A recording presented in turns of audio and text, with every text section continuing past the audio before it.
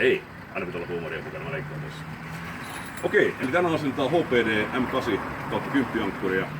Ja monella aika vieras ankkuri sen takia, että ei ole asennusta hirveästi tehty harjoituksissa ja nyt näyttäisin käytännössä.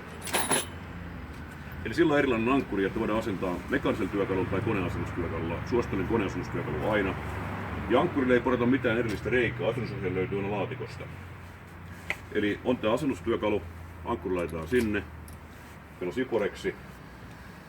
Kone laitetaan pelkälle istutoiminnolle. Tän jälkeen lähdetään asentamaan ankkuria.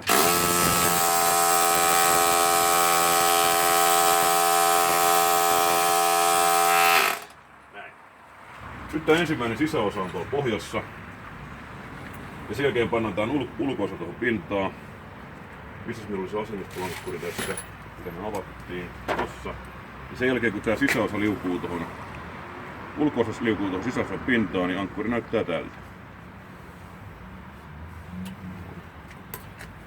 Ja tämä ulko-osa asennetaan tuohon ankkurin pintaan sillä, että katsotaan, että on hahlakohta, mikä tuolla on tuommoinen harotus. Se on oikein päin. Jos se on väärinpäin, niin silloin tulee ongelmia.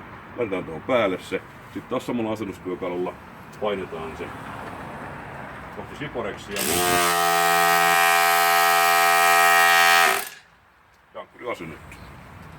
Erittäin loistavaa, itse asiassa ainut ankkurin kanssa hyväksytty sprinkulakiennytyksiä siporeksi. Lisätietoja minulta. Poikki.